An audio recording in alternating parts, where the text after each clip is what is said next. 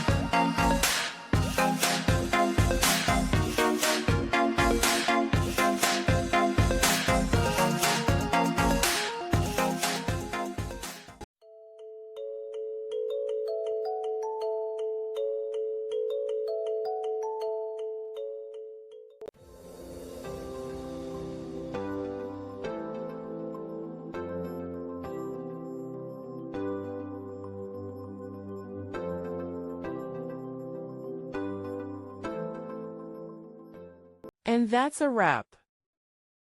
I hope you found the answer you were looking for. If you did, take a second to hit that subscribe button. It really helps out. And let me know in the comments which solution worked best for you. See you next time in the debug zone.